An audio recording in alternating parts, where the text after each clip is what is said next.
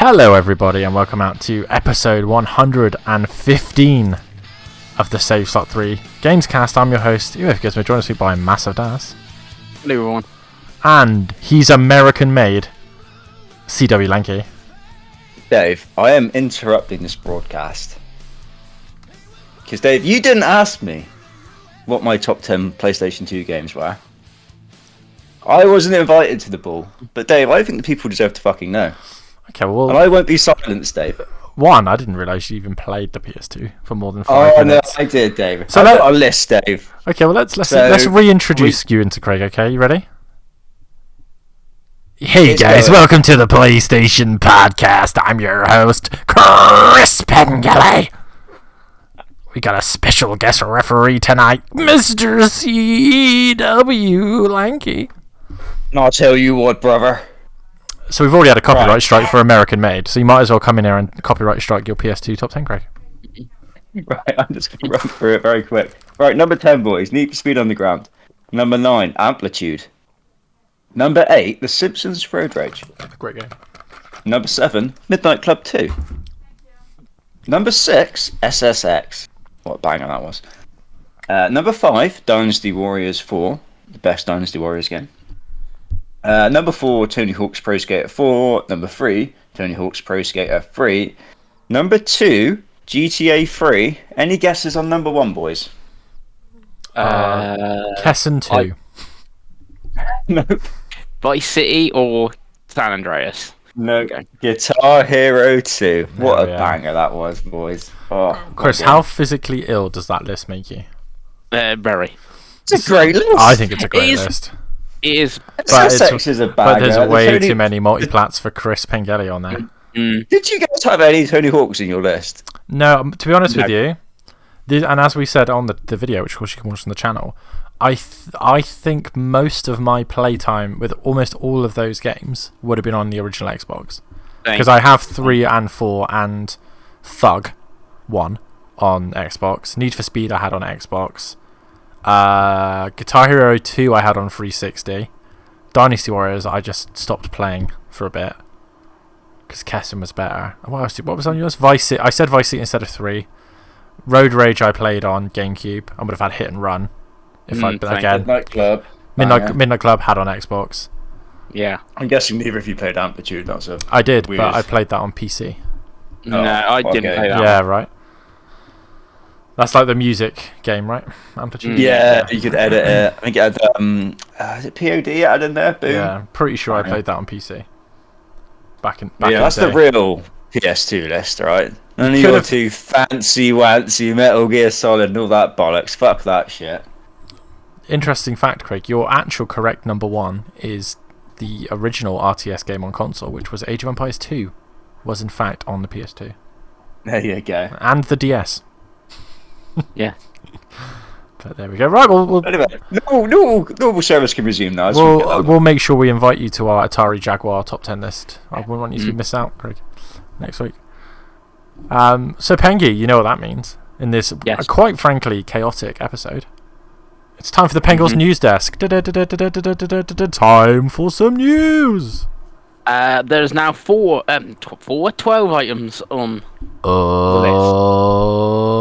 Oh, Baker's dozen. An actual dozen, boys. No, Baker's dozen, Craig. Yeah. Fuck Bakers. Never think they stand for. You love bread and you know it. I do. He I really do. Right, I was going to say. Little croissant in that. Oh. Right, Pengi, save us. Give us some news. Number 1, Assassin's Creed Red is now Assassin's Creed Shadows, and it will release on the 15th of November for PS5, Series X and S, PC, Mac, and Luna. Hell yes, Luna lives. Mm-hmm. I'm quite excited for this. I really enjoyed the trailer. It gave me Ghost of Tsushima cross Assassin's Creed Syndicate vibes, boys. The two characters, yeah. But yeah, I quite like the later Assassin's Creed games, so willing to give this one a shot. How about you, Corrego? Yeah, I thought it was a pretty good trailer. I quite like the vibes on it. I like the whole you can either play as the man and just kind of smash things by the looks of it, or go for the stealthy woman. Needless to say, I'll be going for the smash things, because fuck stealth, right? I think they said certain missions you have to play as like the other character and stuff. Oh, But, find a way to shithouse it, Pengi. Don't you worry. A lot of people end up dying either way. But yeah, I thought the trailer was really good. It was very much. I know it was CGI and that, but then they've got their Ubisoft Forward soon, haven't they? So this is the opener in it, and then we'll see all the gameplay and that at the Ubisoft show, won't we? Similar, I guess, to how they did Star Wars Outlaws. And it's November 15th, which I see all year everyone's been going, we're going to get Assassin's Creed at the end of the year, and I thought, nah, it won't be the end of this year, it'll be the start of next year, but here we go. It's the end of this year, boys. Mm. How about you, Pengles? You occasionally like some Assassin's Creed-y stuff, don't you, right? Yeah, I like the look of the CGI trailer, and obviously set in Japan again is always good. It's that I have been playing, and we'll play a lot of games set in that sort of time period. So I think, but it just makes me look forward to the Ubisoft Forward a tad more. There's going to be that there, we'll see more of Outlaws, for instance, as well there. Haven't they said what they always say with these games as well? That it's like, it's not just towers on a map. It's not that, honest. But we'll see, I guess. It'd be towers on the map. It will be shrines, won't it? And stuff like it's that. a funny one because I think the RPG games are fun when you play them every couple of years because they're always really well made. It's just sometimes they're a bit too big and a bit too like unwieldy, if that makes sense. But me and Chris both finished Valhalla, and we both enjoyed it enough. There was just too much content, which is weird. But yeah, I don't know. Assassin's Creed's a funny one because I don't really think they've ever done a particularly bad game. They've done one or two that have launched in a bad state, I think, but I don't think they've ever actually made a bad mainline game since the first one, probably. The Paris one sucks. Like Unity is one of those ones that's weird. Unity is the Legend of Zelda Wind Waker of the Assassin's Creed series, Craig, because like I remember everyone hating it because it was broken, and then now everyone's like, "Oh, it's the best one." So that sucks. I've never rushed through a video game just to get it done like I did on Unity. I went full Chris Pengelly on that shit. I was like, I'm just fuck everything, fuck side quests. I'm just going for it. I'm just getting it done so I can sell it. Fair. And Craig loves the French as well. Exactly. I mean, Olivier Giroud is a beautiful human being. Craig loves killing the French, so it's like it should have been his favourite game. Should have been. Anyway, number two on the news, and we won't be seeing at the Ubisoft Forward because Ubisoft have cancelled Division Heartland. This makes me sad. Makes me very sad. It's just like a smaller game because aren't they still making another Division? I believe this was a mobile game. No, so Heartland was the console extraction shooter. Oh, okay. Resurgence is the mobile game, and that is very much still alive. But yeah, Heartlands was like a hybrid of it was a free-to-play hybrid of Division 2 and like kind of similar to Rainbow Six Extraction. It was like a 4-player PvE kind of thing. I did actually get sent a beta code, but I never got around to playing it because I think it was PC. But yeah, I'm sad because I love the Division games, so I was kind of hoping we would get some more Division fun times and then maybe Division 3, but it seems that it just wasn't fun enough for them to bother putting out. So there you go. So there we go. And I think the teams have been moved on to X-Defiant and Rainbow Six. So yeah, X-Defiant's a funny one because I mean I've played 2 betas of that I think on the show. We've talked about it, and I've always been quite impressed by it. So we'll see if X-Defiant is good when it comes out in a couple of weeks' time. No, X-Defiant comes out this week, Davey. Oh yeah, they've got the weird early accesses like next week, and then it's got like a super duper edition coming out in June, isn't it? Mm-hmm. Yeah, I've got it preloaded, so we'll see. Number 3, Amazon have greenlit a Tomb Raider show for Prime. Anyone bothered about this after Fallout 4? I mean, Fallout. Fallout was good. Lord of the Rings has been bad, so we'll somewhere in the middle would be fine. Yeah, I mean we've already had a lot of Tomb Raider-y stuff, haven't we, before? So films and that. So I won't get my hopes up on this one. Okay, no hopes for this one.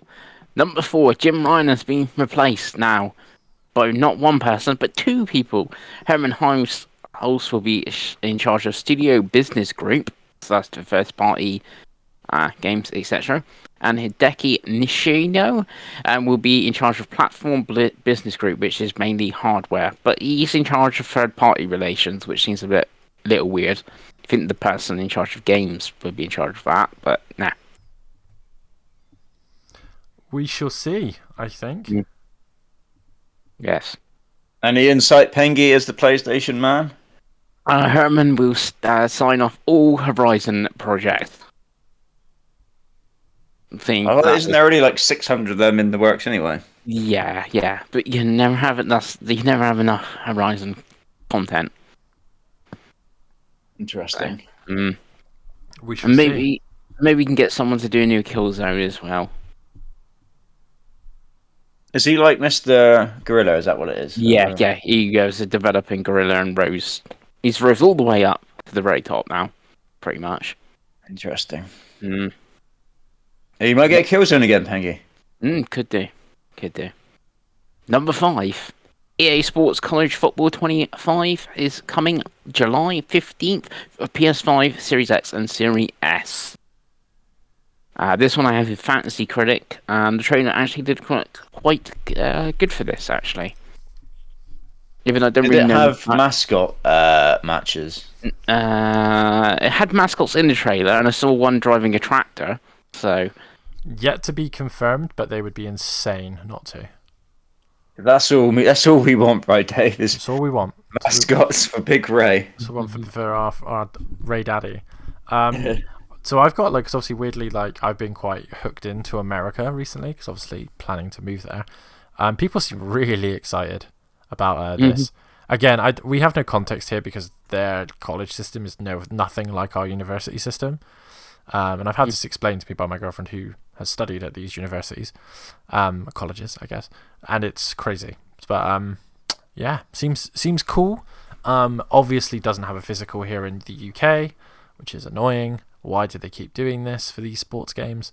But we'll see. I'd quite like to play it, but I don't really want to spend £70+ on a digital copy, if I'm honest, boys. But yeah. I think we'll come to It'll come to EA Play, but it's when it comes to EA Play.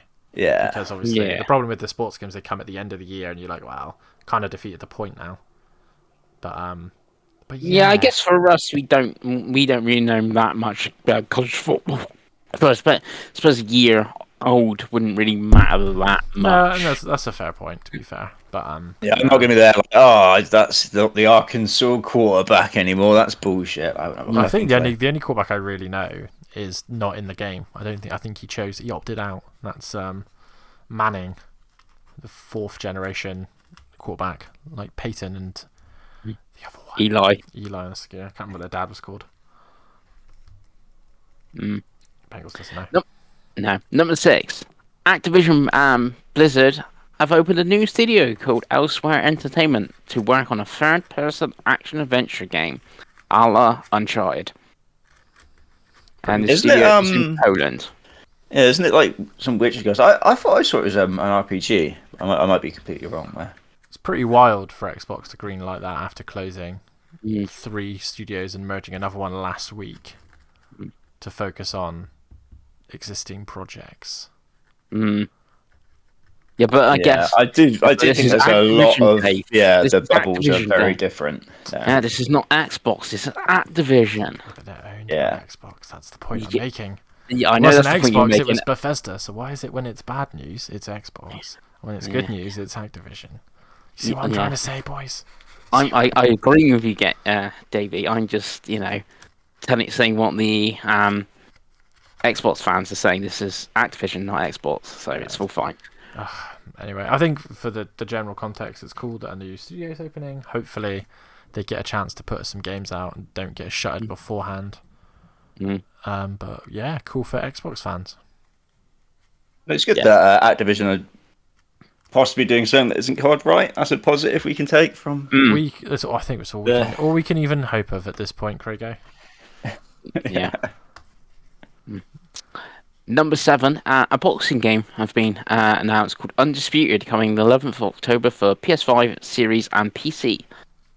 any idea who this is made by, Chris? I have not a Scooby-Doo.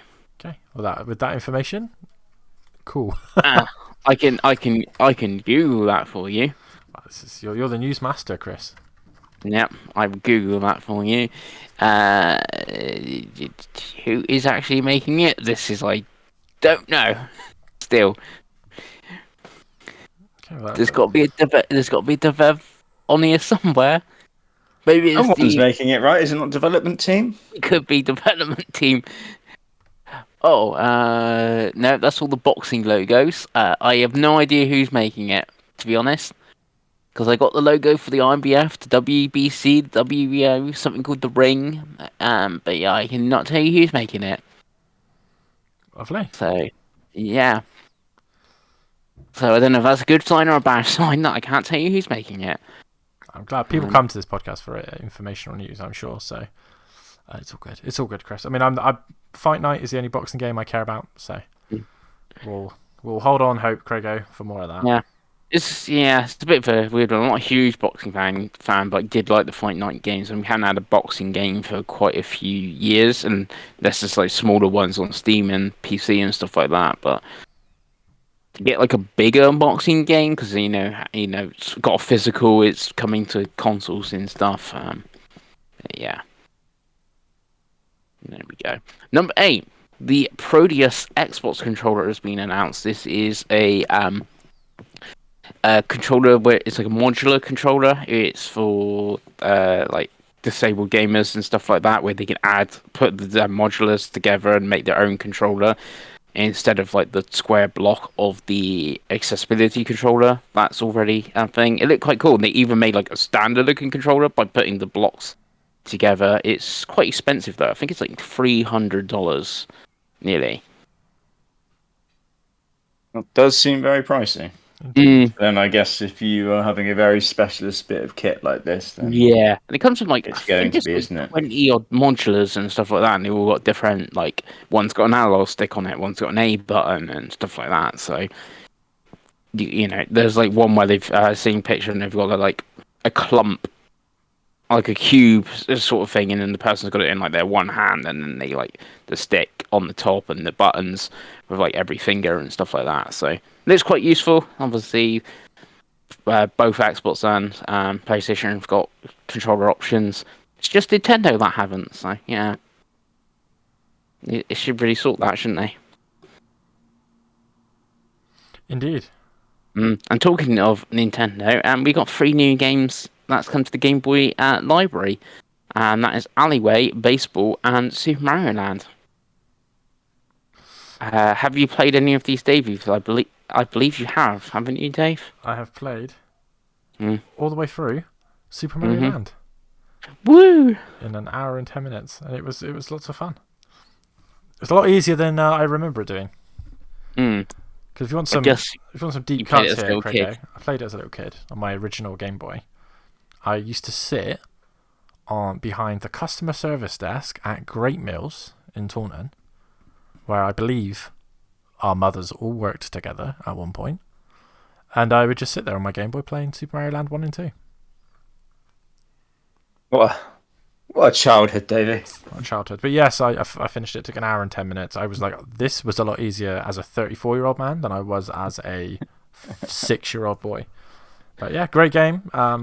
Stuff like that is like what I think is really good for the Switch Online service, because it's not like Game Pass and PS Plus where you're like, oh cool, here's another 40-50 hour game that I've been waiting for. It's kind of like, oh, it's a shorter, quicker experience. Like, like handheld games on a handheld platform surprisingly work really well. So the bells and whistles they chuck in are usually pretty good as well. And it was just you're paying what I'm paying, £35 a year for it all now. Like I think I've played 3 or 4 games on it in the last couple of months. So I'm like, yeah, it's worth it to me, and I've quite enjoyed playing a game like that. So hopefully more games come to it.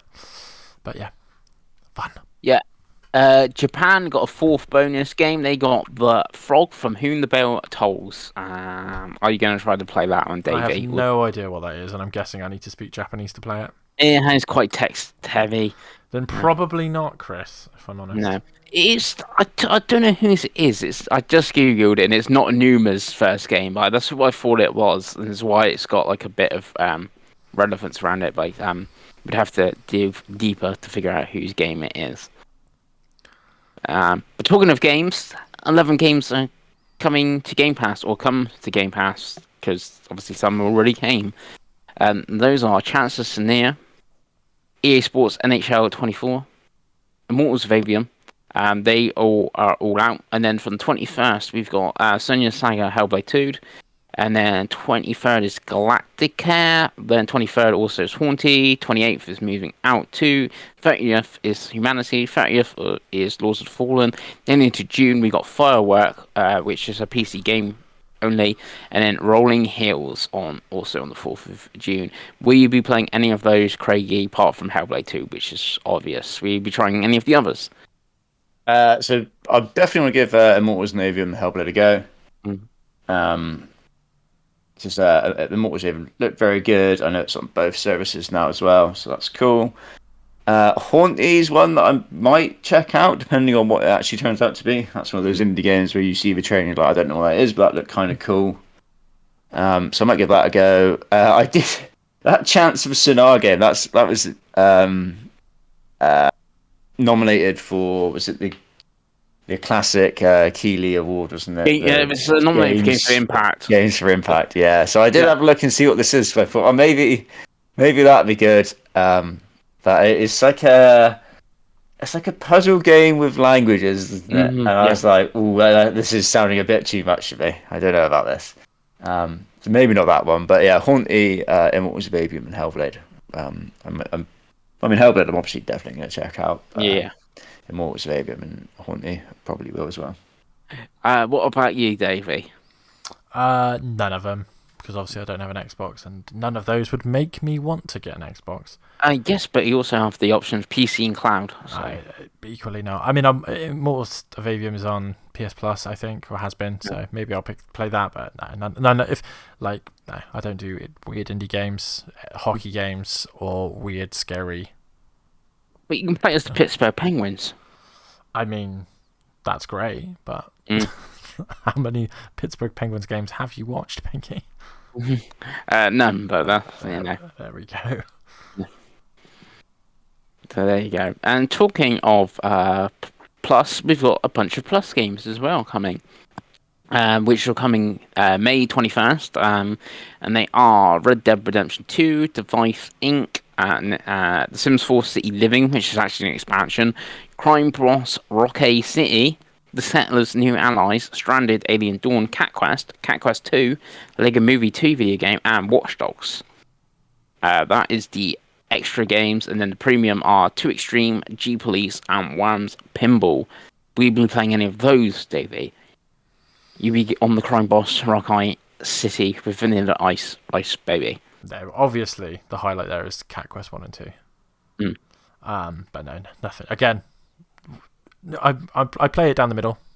None of these would make me particularly buy PlayStation Plus either. So no.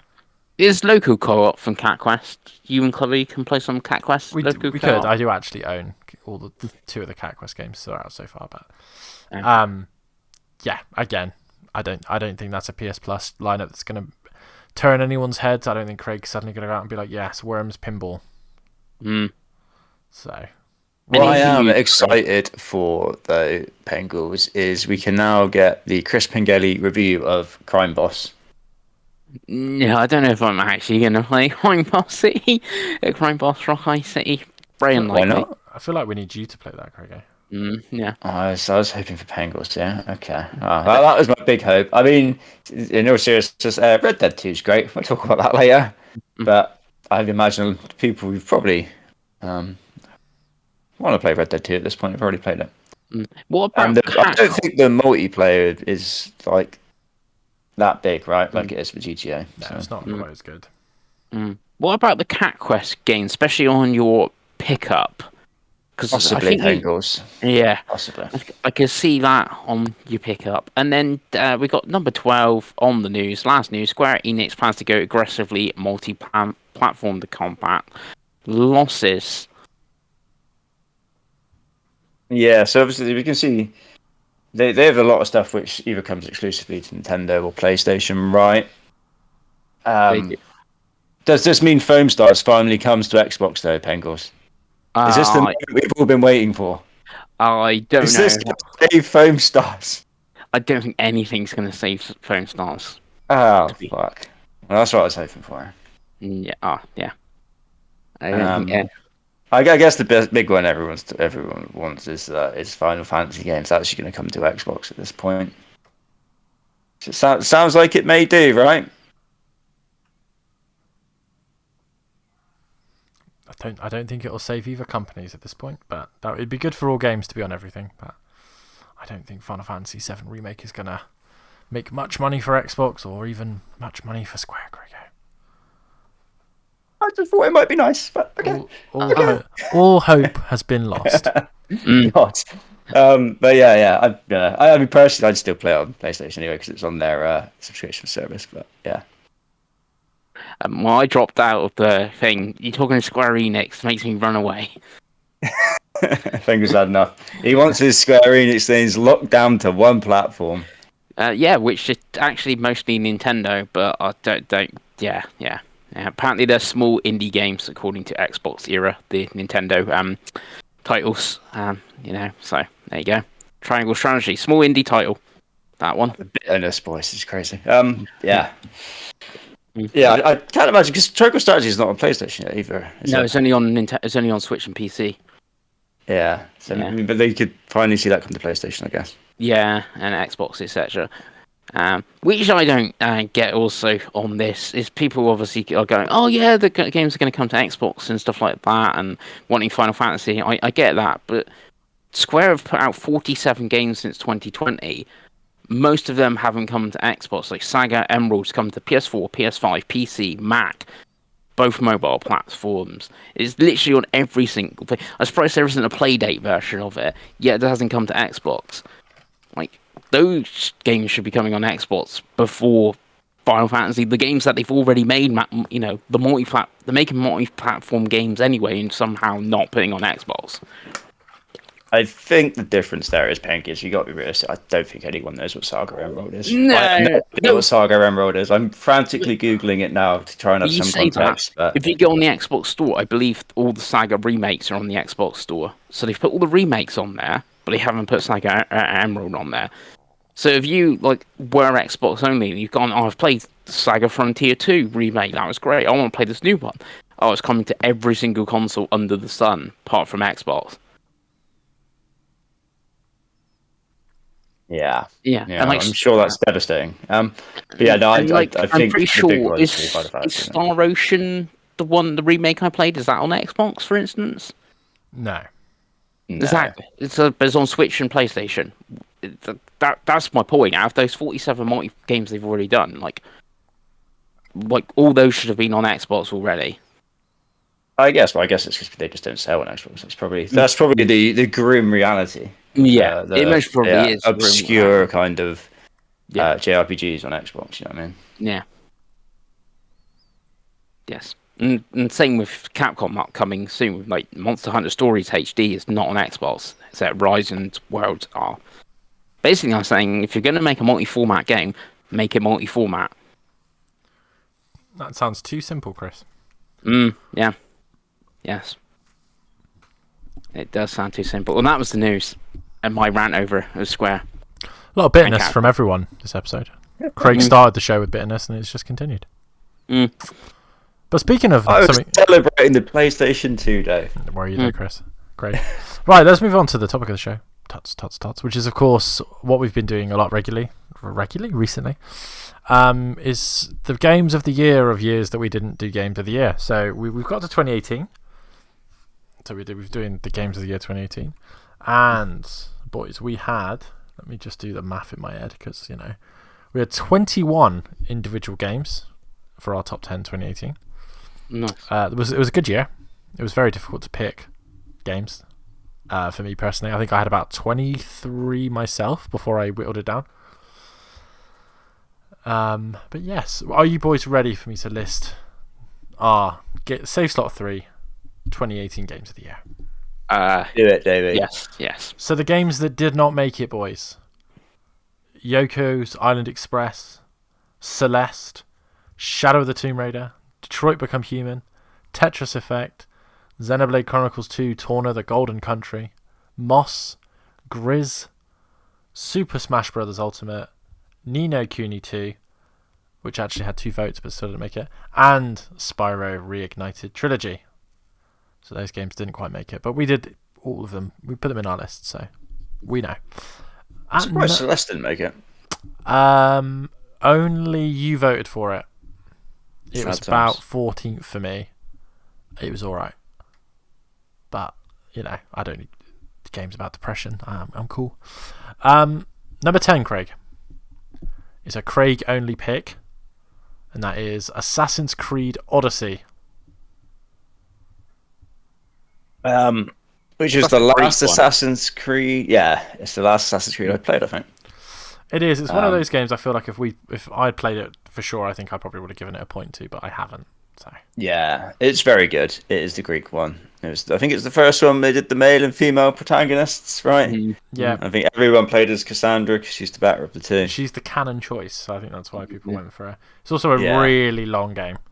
Oh, it's a big boy. It is a big, big lad. I think I've played over 100 hours, and I only did the base game, and there is endless fucking DLC for this game, but I tapped out at that point. I was like, I've enjoyed my time. I'm good. I don't need another 60 hours of DLC. Why not? Because after 100 hours, Pengi, I was pretty good. I'm actually not a million miles away from the completion on that game either, which is crazy. I think I'm like 1 or 2 achievements away. I think you need to get on it. I think one of them is open every chest, and I dread to think how many fucking chests there are there. It's a big map. We know Craig hates collectibles, and that sounds like a collectible to me. It does, doesn't it? Right. It does. Well, to follow the theme of a Craig only pick, at number 9 we have Monster Hunter World.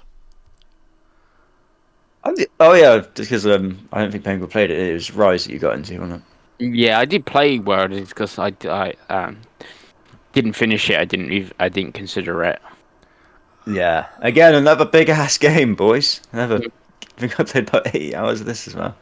My first Monster Hunter game as well, and I loved it. I got massively into it. I loved the drop in kind of co-op-y bits where you could pick your flare out and random people would just join and you do your mission together and then you go your own ways. I thought it kind of did an incredible job at that. I think it kind of that was maybe what was lacking in Rise. It wasn't quite as good like that. Yeah, World was really close to me. I played it for about 27 hours, I think, according to my my PlayStation account. It just wasn't quite there for me personally, just because of how good the year was. But a really great game. That I think had we played a bit more and any of the DLC, I think maybe would have been in the list. But yeah, there's just again a lot of games this year, and it just didn't quite make it for me. It's kind of the Monster Hunter that made Monster Hunter very mainstreamy as well, right? Yeah, it was the final tip over the edge. I think it'd been building a couple of games previous, and then this was the one that really, again, it was back off of Nintendo platforms, right? It was multi-plat, so it's got a big PC community as well. So yeah, Monster Hunter World, it's a great game. Can't go wrong with Monster Hunter World or Iceborne, the DLC. So now we move on to number 8. I think this is because I've done this in a way. I think this is a Chris Pengelly pick. Yes, it is, and that is Shadow of the Colossus remake. Woo! Which came in at number 8. Yeah. Not really speak much on this because we've been talking a lot of Shadow of the Colossus recently because of the PS2 chat, and obviously Craig recently playing Shadow of the Colossus remake as well. So. I didn't even think about this. I don't think it quite makes the list though.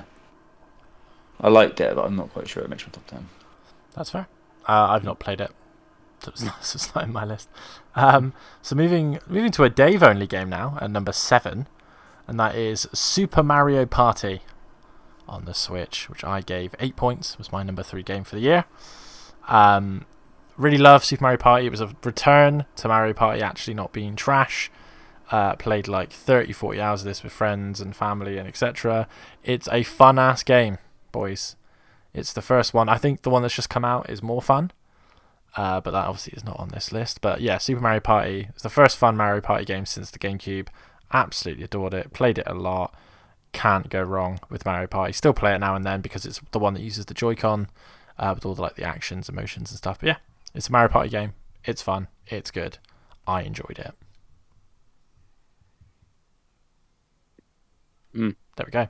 So, moving on. Number 6 is a game that me and Craig have both put on our list and, in fact, got the completion playing together, and that is A Way Out.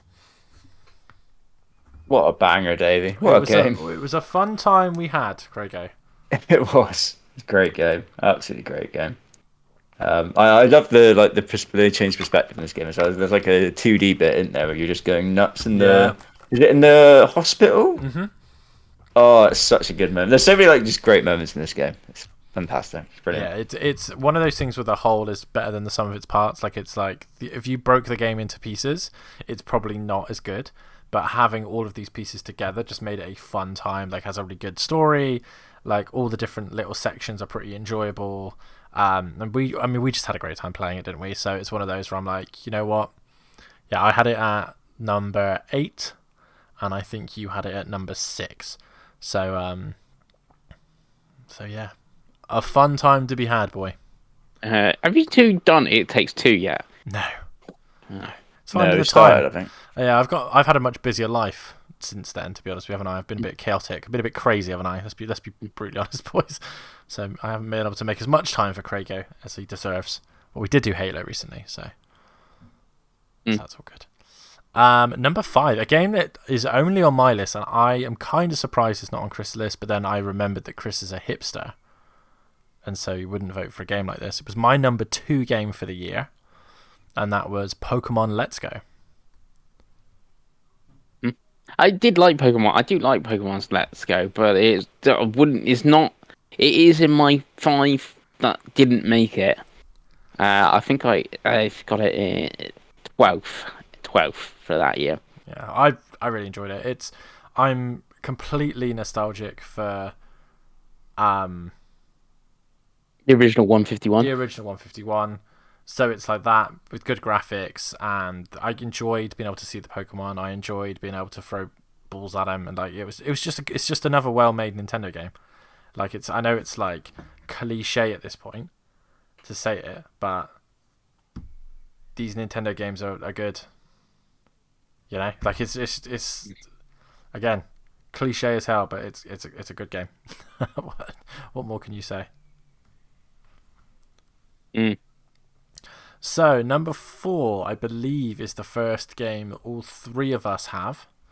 I have it at number 10. Pengi has it at number 4, and Craigo has it at number 7, and that is Marvel's Spider-Man.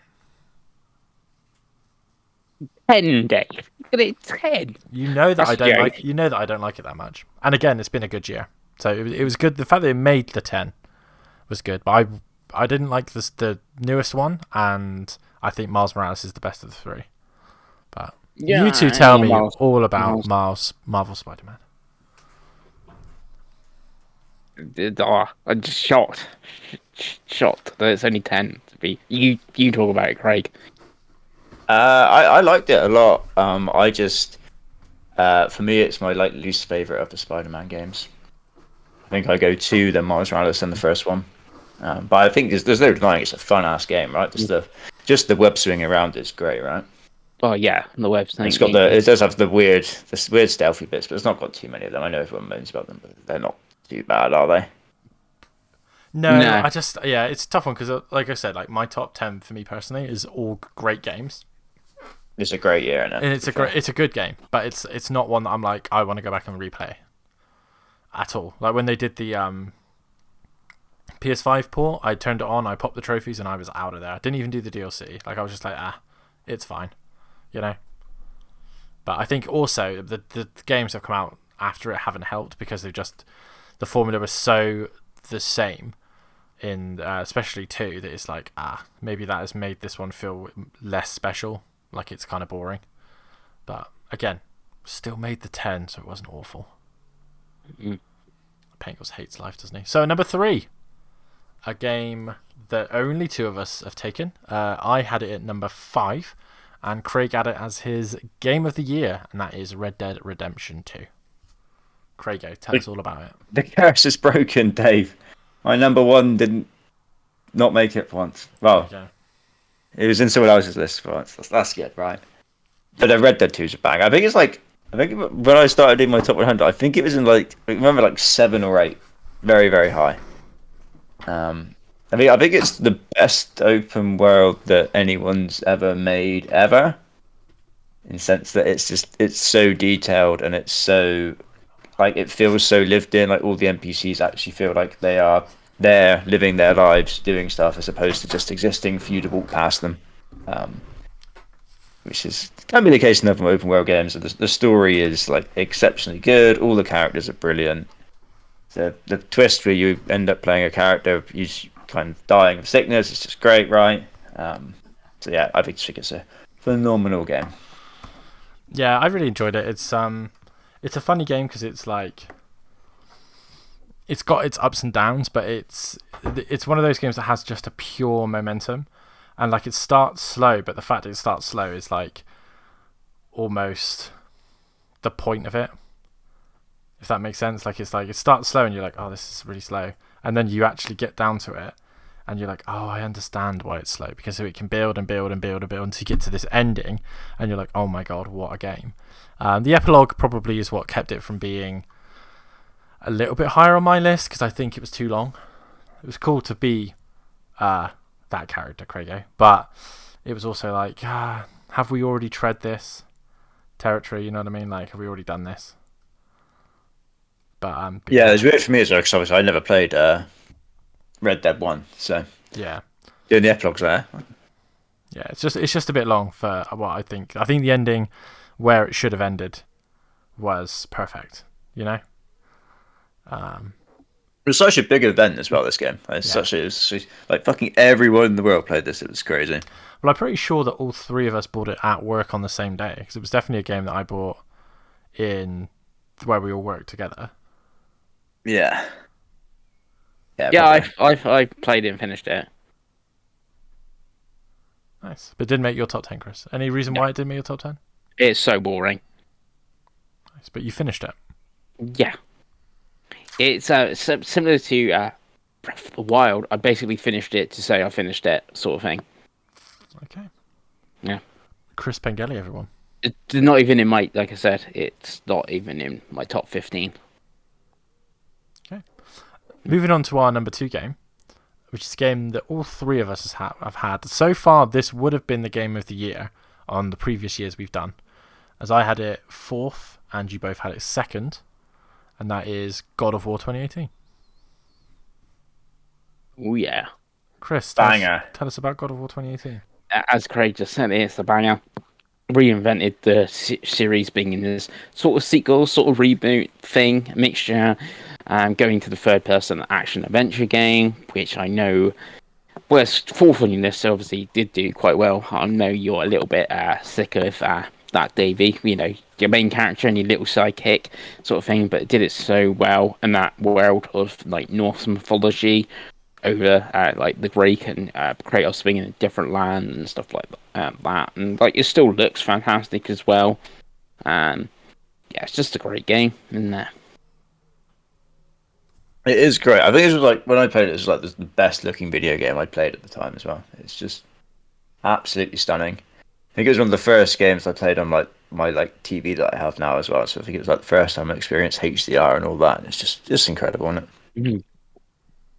The story is great. The combat's incredible. The fact that it's all done in kind of that weird one shot is awesome as well. So. Yeah, and Christopher Judge as Kratos is great as well. It's all good. What about you, Davey? Yeah, I liked it quite a lot. Like you said, it's the beginning of the burnout for me with the PlayStation third-person action game with your character with another character. But the combat was really satisfying. The story was really good. Most of the side content was pretty fun. Some of it was a bit much. It's not a fun game for collectibles. I don't think it's a particularly fun platinum to go for. That's why I didn't. Yeah, see, I did look at it was some platinum number.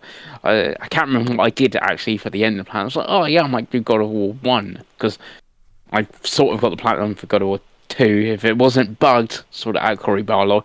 But then I looked at the trophy list and it's not a great trophy list compared to God of War like Ragnarok's very collectible heavy and stuff. One day you'll get that platinum, Pengos. One day you just got to keep believing. You got to will it into existence, boy. Yeah. Yeah, but again, it's a good game. It's why it's our number 2.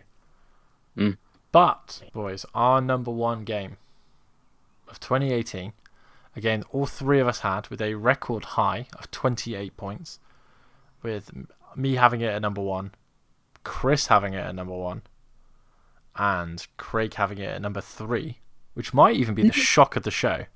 Number 3 from Craig had this number 3 and Chris had this at number 1. Mr. Xbox, it's got it at number 3.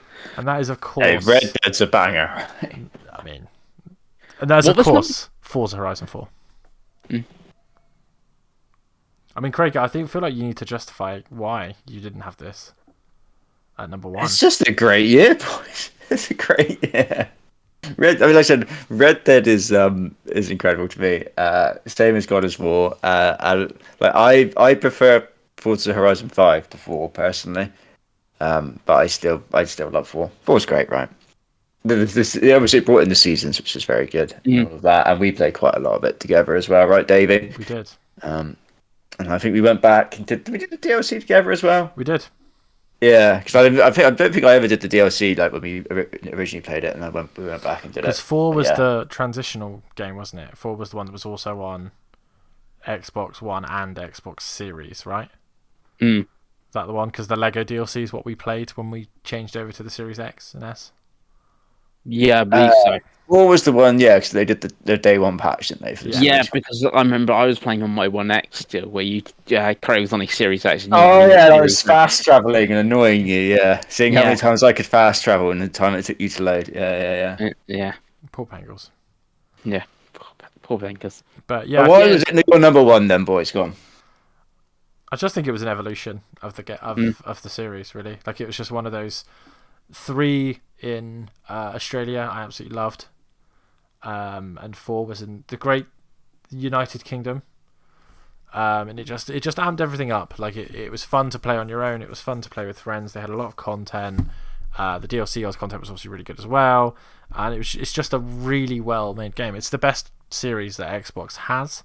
I was going to say, this is the one that made, if you said, what was Xbox's number 1 series, like, it's Forza Horizon, and this is the game that made it that. And like you said, like, you didn't have to be, like, good at racing games either. It's like, if you came 4th, you done all these cool tricks or drifts and stuff, you still got points for everything, and you still felt you, like, progressing in the game and stuff like that. But if you went and played Gran Turismo or Forza Motorsport, like, you have to come first, sort of thing, to get that cup or whatever, a bit dry, but this was, a fun time. We did a lot of, like, added content as well that wasn't, like, paid DLC, right? Yeah. Didn't they do a Top Gear, like, series in it they added? Was this the James Bond one, or was that 5, the James Bond? I can't remember. No, it must have been James Bond in 4, because being UK. Yeah, I'm pretty sure it was. So, yeah. It nailed the whole British vibe as well, didn't it, as well? It absolutely, like, it, even, like, down to, like, the details, like, even just, like, the post boxes looked so fucking British. It was great. Yes. Yeah, it was great. It was great. So that was why we gave it our game of the year. So that was 2018, a really good year.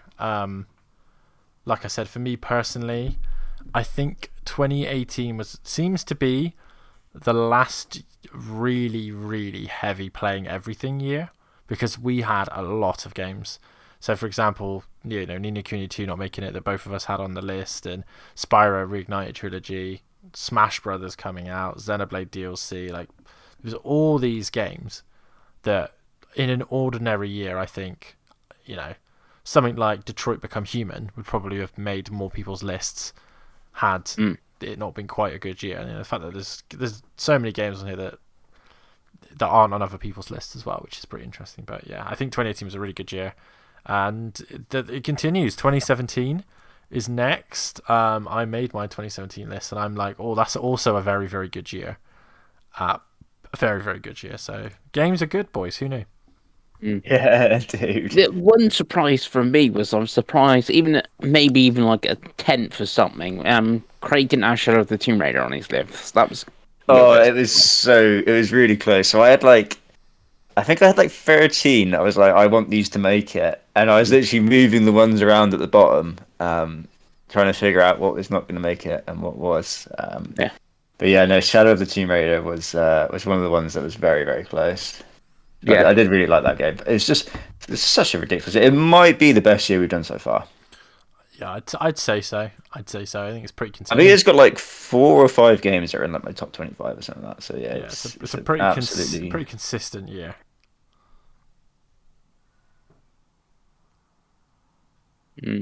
But yeah, so let's move on to the last segment of the show. And that is, of course, what we've been buying, what we've been playing. Chris Pengelly, what have you bought? What have you played? So I have played quite a bit. I played a lot at the start of last week and a little bit at the end of the week. So I started and finished Raji and Ancient Epic Enhanced Edition through PlayStation Plus. So this is the PS5 version as well, which has a platinum trophy over the PS4 version, and I have that platinum trophy. Well done. Which is actually surprisingly rare. I don't know if people just don't realise it has an updated version or something. I don't know. Or people, or you've got to replay the game. You know, like if you played it on PS4, you can't transfer your trophies. I don't know about that. But yeah, I thought it was pretty good, interesting. Interesting. Like all the like Hindu gods and stuff we're learning about. That. It was yeah, actually pretty good. Then I also played on Plus, which isn't very good, is Nor Play With Your Food. Which is like a weird, I want to say like a puzzle game is the best way to describe it. So you got like a circle of closures, and then you lift them up, and there's like a food underneath, and you mess around and play with that food, and then once you've done it, you move on to the next one. But the controls are really weird, and like stuff doesn't seem to like oh, I want to put this donut there, I want to put this pancake there, and put the syrup on the pancake. And it just doesn't. I think it's a bit of it is supposed to be like that, a bit like Octodad and stuff like that, but it just seems like really odd. Strangely, I assume this was just a easy platinum that you played. No, it's actually surprisingly like very hard platinum. Some of the trophies are apparently quite obtuse. I still got 50% of them, but yeah, it's not good. And weirdly, I think it would actually work better in VR, because then you can actually like pick up the food and then like move it yourself. So you could actually pick up a bottle of syrup and like put it over the pancakes or something. But yeah, I did not think this was very good at all. And it's good that job I guess the good thing of Plus, I've played it. I've got half the trophies. It was like 2 hours long. Yeah, it's like okay. It does look like a VR game, actually. It does look like it'd be. Some of the food does look very good though. It's like it does. Yeah, it's a very odd trailer that I'm watching right now. Yeah, it's very like strange. I was like, that ice cream looks very good. That's some good looking ice cream. But yeah, very weird. And then I played some more Tetris Effect on the Quest 3, which I have now finished. That it's one of the reasons why it made my 2018 sort of a list. I think it could have been ones like swapped out for like Far Lone sales, or like stuff would have been pushed out like Shadow of the Tomb Raider and Far Lone. But I was like, oh yeah, Tetris Effect is actually a banger. But replaying it, so that's all great. So that's the start of the week, and then yesterday I played some Contractor Showdown on the Quest. Yeah, I'm not very good at that game at all. It's a PUBG like survival, battle royale game. I thought you'd be a pro by now at that, Penguins. Yeah, I just started it. I played 5 matches and stuff like that. It's so weird, like seeing people in their VR. You can obviously see them move their hands around, like trying to get like the ammo and stuff off their bodies to try to then load their gun. It's like hilarious. What's the closest you've come to a win so far, Pengi? We got to final five squads in the second game, but I was playing with like a level 37 and like a level 28, so they obviously carried. We're carrying. Oh, Dave, you need to get this and see if you can carry Pengi to a win. That's the ultimate goal. Yeah, I think that's Chloe really more than me. Yeah, it's weird, like, because I don't really get like VR sickness or anything like that. But it's weird. Obviously, you jump out the plane and stuff, so obviously you are falling, and like the parachute, and obviously you're not falling. So it's like, yeah, it's a bit of a weird sensation, but it's cool, like parachuting and doing VR and like trying to move where you're gonna land and stuff like that. Sort of thing.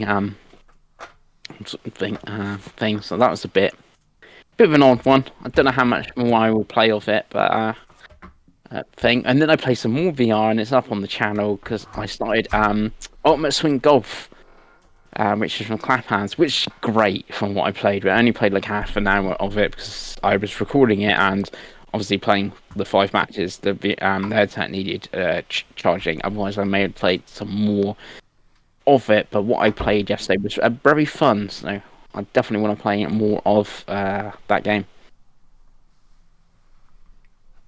Who knew VR golf is great? It's a great thing. Yeah, I have that game. I need to play it at some point.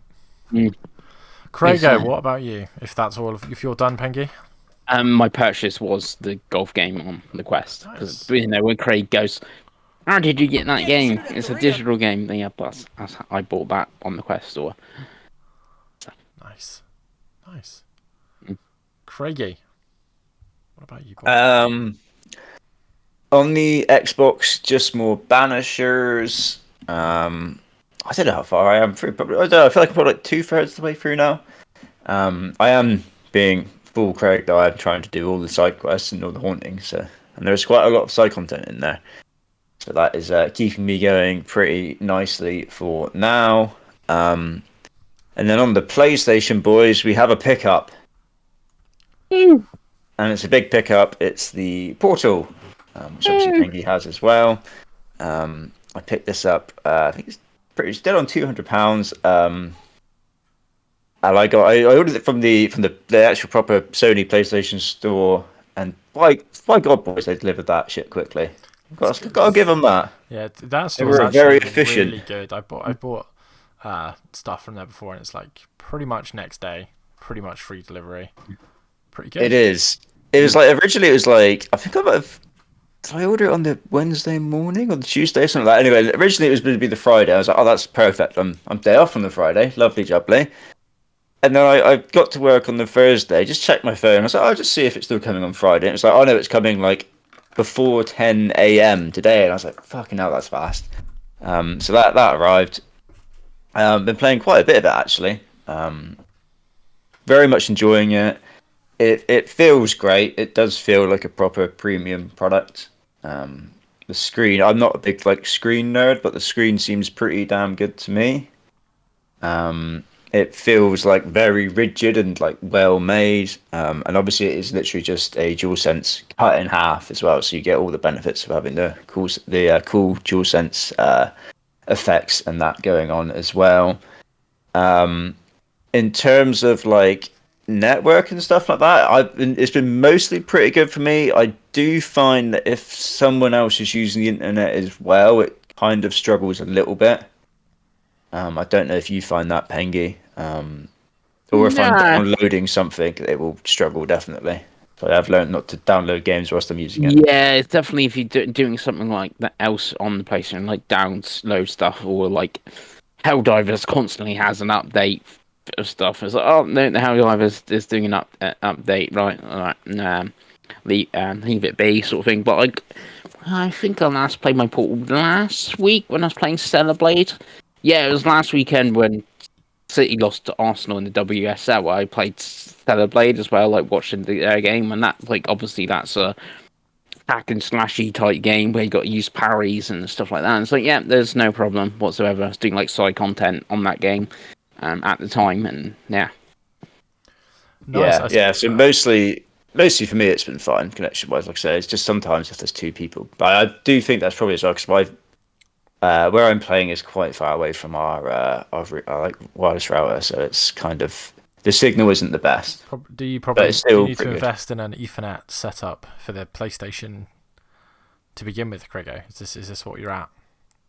Possibly, although it's pretty damn good. So I don't know if it does become a problem, I could do that. But at the moment, I'd say like for the most part, I'm quite happy with how it's playing. In terms of what I've been playing on it, I did start Animal Well, which came out a couple of weeks ago, right? And was very well reviewed. I played about an hour and a half, and then I kind of gave up on it. If I'm honest with you boys, it's a 2D Metroidvania with like a very like pixel arty art style, but it's very very obtuse. It's very much like a puzzle Metroidvania, and there's no real directions. It's very much just go wander around and figure stuff out. And I found that a bit too much. I need direction, boys. I need something pushing me along. Otherwise, I just get a bit lost and confused and go, I can't be bothered. But it does play really well. It looks beautiful. It's got this cool vibe where it's got this like old school pixel art, but it's got like all the modern like lighting effects and some cool like particle effects and stuff like that going on. The dual sense features on it feel really good as well. But for me personally, I just didn't vibe with it at all. But it's one of those where I can see why it's reviewed really well. I can definitely see why it's sat on like an 89 or something like that at the moment. Yeah, it's ridiculous. What you're saying is why I've not like played. One, I don't really like the pixel art style of like. There's been so many games like that, but like you're saying with like obtuse and stuff. And that, like, I'm pretty sure I read somewhere there's like puzzles that use the touch screen and stuff like that. And then it's like a weird multiplayer puzzle, but the game's not. I don't think the game's actually multiplayer, so I don't really know how you do the puzzle and stuff like. You need like 50 people. I don't know. It just seems such a weird game. From what I can see. Yeah, so I can see why reviewers love it, but personally, I found myself like after an hour and a half, I was like. Nah, I have no reason to keep going at this point. I'm okay. It's the same with I got it in fantasy credit and it's got me a load of points, but it's why I've not bought Lorelei and the Laser Eyes because I'm like watching the reviews of that and like people were like you need a pen and paper and you know do certain thing you might have seen 14 hours ago might be relevant now because the game is non-linear in this like hotel or whatever it is. Like that sounds very reviewers love has all the points, but I'm not sure if I really want to get into that. Plus, I would have to turn my Switch on for that, you know. Yeah. Obviously, this is on PlayStation. I always struggle. Is it Plus, Premium, Extra, whatever? You can play it. If you've got their Game Pass, you can play it. It's the middle tier. Yeah, it's worth giving it a go. But like I said, I didn't really vibe with it for me. So I basically, as soon as I got the portal, I was like, right, let's just frantically download some indie games that are on Plus, so I can have a little play and see what I like in that. So I went on to Tales of Kinzira Zao, I think it's called. After that, which is obviously also on Plus, which was released on Plus. I'm loving this. I think this is really, really good. Again, another 2D Metroidvania. But this is like the complete opposite of what I just said about Animal. This is very guided. This is very much every time you go into a new region, that whole region basically just appears on your map, and there'll be a dot as to where you're aiming for, and you can figure out, okay, so it's not actually sending me down this way, so there's probably some hidden stuff around here, some chests or whatever. But yeah, I'm finding it very fun just to kind of play a Metroidvania, but not have kind of some of the difficulties a Metroidvania have. It's like I said, the combat's not hugely hard either, which is quite nice and refreshing. Because I feel like a lot of time when you play these sorts of games, like Prince of Persia or Metroid Dread or something like that, the combat can be pretty brutal. So it's not been like that. The checkpoints are very forgiving as well. It's not really got the right. You have your save rooms, and if you don't if you die, then you're going all the way back to your last save room. It's not got anything like that. It's just kind of if you die, it'll put you fairly close to where you were, so you're not doing the same stuff over and over again. The game looks absolutely stunning. The animation's really good. It's got a cool system where you can switch between your masks depending on your combat. So if you use the moon mask, you do like range attacks. So if you press L, B, or whatever it's called on PlayStation, you go into your sun mask, and you can that's your kind of like your melee combat style. Also, it does the on the dual sense has the lights, yeah. Yeah.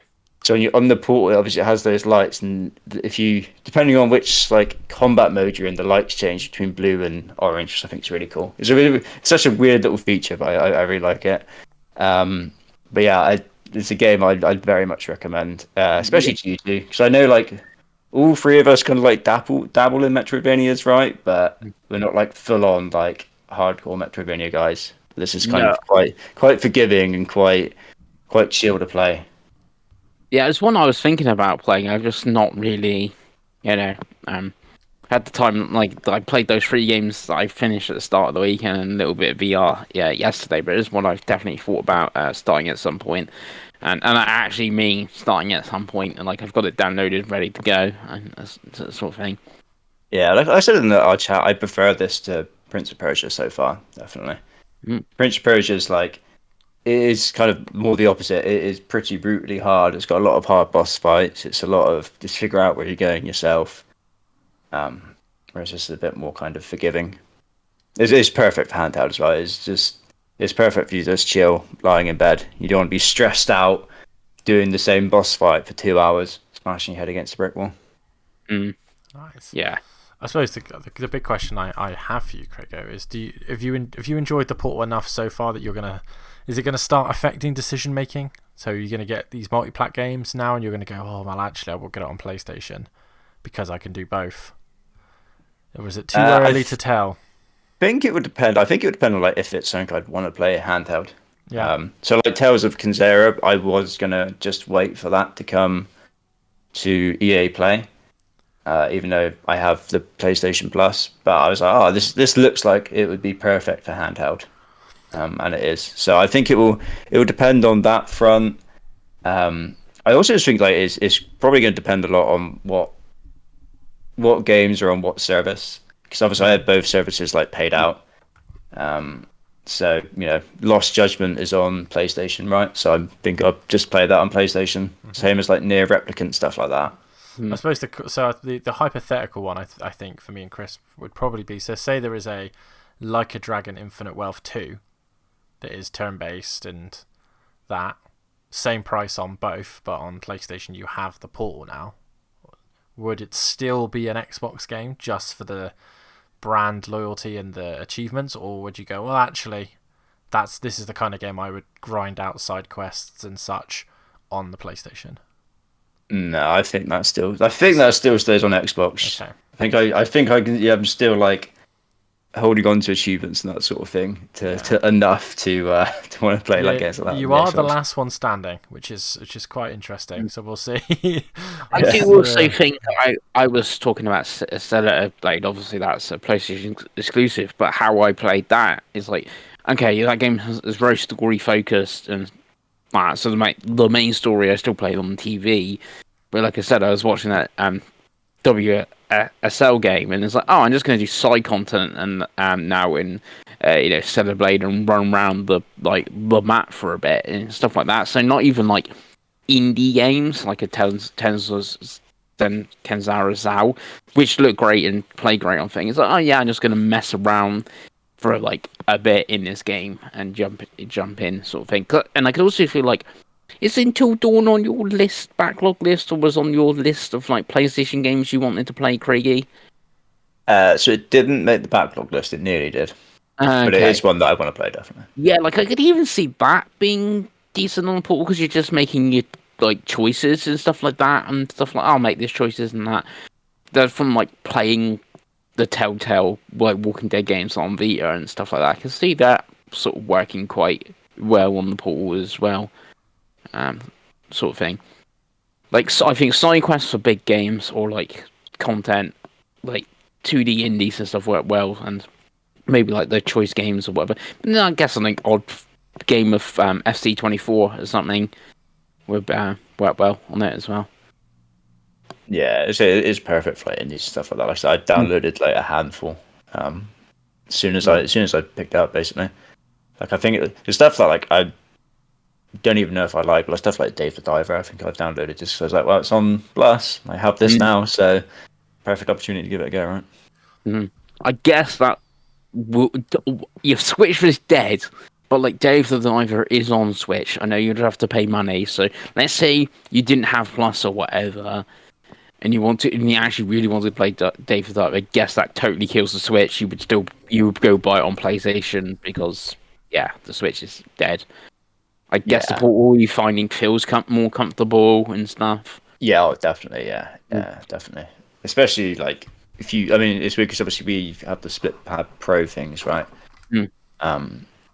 But compared to just the standard Joy-Cons, God, yeah. The only complaint I have about the portal is I would love it if the bloody left analog stick was in the other place. If it was that is one. literally if it just swapped with the D-pad. Because I think when I was playing Animal Well, the D-pad worked as well. So I was like, oh, this is just so much more comfortable place to have my thumb. So I was just using the D-pad. Whereas Tales of Kanzera, the D-pad doesn't work. You've got to use the stick. Well, that would be like my one change I'd make. Well, should it ever come to Plus, you can play actual Castlevania with the D-pad when it comes to on PlayStation. So, yeah. Is the little bloodstain? Because I played Ritual of the Night, but was it Curse of the Moon? Yeah, is that on Plus maybe? I feel like that'd they be might good do, to be honest with you, but yeah, possibly. I'm not. The Castlevania collections are both. Well, all three. I think all three of them are great on PlayStation. But yeah, lovely. Well, I wasn't expecting a PlayStation purchase for Craigo this week. Excuse me. And what about you then, Davey? So purchase is nothing because I got no money. Dave is very skint. So obviously the Xbox is gone, dead. Spare controllers gone, sold, dead. One thing on that. Did you finish all the Halos and whatever you were doing? All the Halos are done. Apart from, was it 2? Did you not do 2 still? We didn't do 2 on Legendary because it just kept being broken.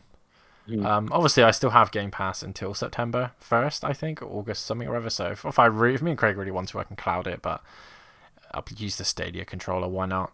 But yeah, that's gone. So nothing on that. Nothing on PC. Not really anything on PlayStation. I started Assassin's Creed Origins and was like, this is fun, but I just can't.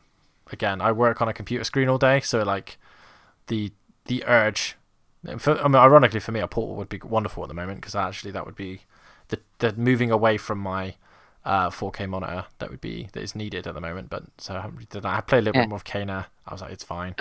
And you wouldn't have to play mid Nintendo games, would he, Craig? It's a whole. I know it's like a meme, but how you can think that Nintendo makes mid games and then play shit like fucking The Lake and Animal Well and but whatever. I've lost the battle with you two in indie games, but there we go. So as for the Switch, I have played quite a lot of Advance Wars, Splatoon 3 because obviously it's been Splatfest this weekend. So, what Splatfest was it? It's like Apocalypse, I think. So what would you do at the end of the world? Become a cannibal, surely.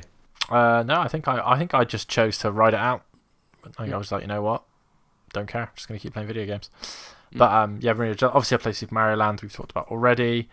I've played some more Paper Mario 64, which is on the NSO. I think I'm on to the 3rd Star Spirit. If you know that game, it's a fun ass game. But yeah, it's like I said, it's been a bit of a struggle recently. I've had a lot of stuff going on at work and outside of work, so it's very difficult to sit in front of a screen and play video games. This happens. If you've watched the podcast, you know this happens to me probably every 2 years. So you'll know that you're not going to see a lot of Dave playing achievement and trophy games or 400-hour RPGs for a while. But the Switch has been switching for me. I still enjoy it. I still think it's the only company that consistently makes good working first-party games. But that's just me that thinks that. But yeah, whatever. But yeah, I think the next game I'm buying is Luigi's Mansion. which I'm really looking forward to, and that is in June, I think. So that'll probably be I believe it is. it'll probably be the next purchase for me. But yeah, I've just been playing stuff I've already got on my Switch because I just got there's a lot to play, boys. To be honest with you, a lot to play.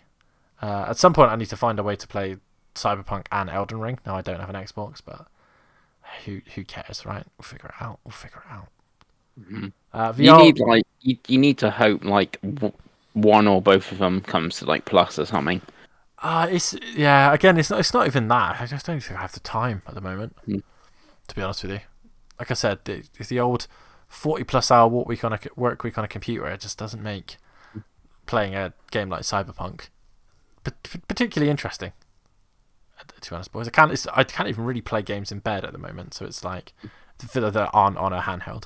So it's like, probably not. But VR wise, played some more sports games. I have the golf game that Chris is on about because we did the old code shenanigans with each other. So I'll give you a bit more of a review of that next week because obviously it's bank holiday next weekend, boys. So we can actually get another one. Obviously, the one benefit of me not working in retail anymore is I get them. So I'm actually quite looking forward to spending a bit of time maybe playing some games. I did really enjoy the sort of hour and a half of Assassin's Creed Origins I played. That has had a Xbox and PS5 patch, so it is at 60 frames now. So yes, looking forward to play. Although ironically, the cloth is not. The cloth is at 30 frames still. I'm guessing that was hardwired in, so that's pretty funny to look at. And I think the cutscenes might be 30 frames as well. But the gameplay, silky smooth. Egypt is fun. Yeah, Origins is a good one. Yeah, Origins is a good one. It's not as ridiculously long as like Odyssey and Valhalla as well. I don't think. No, it's still a big boy, but it's not quite that like colossal stage that they reached for that little period. Yeah, and again, like I finished Valhalla, so if I can finish Valhalla, I feel like I can finish Odyssey. But yeah, that's all I've been playing. But yeah, not a lot of plans for games this week. For me, probably some more Switch, right? Just to annoy you both. Has your Switch been sold yet, Craig, or is it just in a bin? No. So the Switch story is it's in a box. So it's back in its box now. It's all cleaned up. It's back in its box. I was gonna sell it on Friday. So I went onto Music Magpie and I listed it on there and all that. Set up my Music Magpie account, but their website's bloody awful, and their app's not much better. Yeah. And they should have sent me a QR code so that I can take it to a post office and then they can print off the label and all that. But like, I still haven't had this fucking QR code, and like I just cannot find a way to get it. Even on the app, there's a way that you can click on it to download it, but that button just doesn't seem to work on the app for some reason. So I might have to like cancel it and try and remake it again on Music Magpie and see if that actually sends me the code this time. If not, I'll just fucking take it to CEX or something like that. Yeah, Music Magpie is annoying because I had when I started the Xbox, I had issues with the pickup, but it's always way more money than CEX. So like, yes, it is. Like I looked at this, I looked because I was like half looking for my PlayStation the other day because I was like, "Oh, money's getting tight." I was like, "I wonder what the difference is." Obviously, before I saw the Xbox, and it's like 90 quid difference. And yeah, so I think I had like a code as well, so the Xbox. That's why I got so much for it. But it's it's a bit wild. Yeah, I think it's like 156, whereas CX is like 120 or something. Yeah, like that. And at the end of the day, it's a significant amount of money. Yeah, and annoyingly, I think it's got to be like over £200 to get the pickup. So, I've randomly just had a box that it fit perfectly in. So I was like, oh, okay, the Royal Mail option's not too bad if I just go to the post office and they print the label. But like I said, the QR code they're just not great. I tend to go for every collection, which you definitely don't need. It definitely doesn't need to be 200. I've done it. I've done it for like I think every's only insured at £150. So. Oh, okay. But, yeah, I'll have another look. But yeah, no, the Switch is not wrong for the world. I'll be honest with you. I won't be dramatic. I think the games are okay. I just don't think they're that great. No, I think if you've got if you don't enjoy that type of game, then I think you're never gonna. You know what I mean? Like it's the same. Like I don't enjoy the indie games you play. I'm never gonna enjoy them. Like I'm not. You can try, but I'm never gonna go be like, I'm not gonna sit here and play an hour and 20-minute walking simulator for any other reason than a platinum trophy. You know what I mean? Yeah, he's Yeah, never and I going to think play for my me, it's not fifth having, like game you of the say, year. trophies or achievements as well. That kind of Yeah. turns me off a little bit, and the lack of the like the subscription service. Weirdly, that's one thing I've noticed from having the portal. The fact that I know the Switch does have its NSO or whatever it's called, but like, that's great if you have like nostalgia for those old games. But in reality, someone like me who's not played Game Boy Advance games, and when something comes out and it's like, oh, this is on there, and you're like, oh yeah, I don't know if I really want to play that in 2024. Yeah. Whereas for me, like the portal was just great because I can just, I've just downloaded 4 games that I kind of want to play, and I can just try them out, and if I don't like them, move on, and if they stick, they stick. So yeah, that's kind of the main reasons why the Switch died. I think. Well, we ripped the Switch. It's a new era now. It's PlayStation era of Craig. And we see how that goes. But that, ladies and gentlemen, is the show. It's 120 minutes. Well, 80 minutes. Sorry, if you got this far, fair play to you. Put in the comment. Pengles hates cheese. I like cheese. Pengles hates boats. I do hate both. But yeah, that's And the show.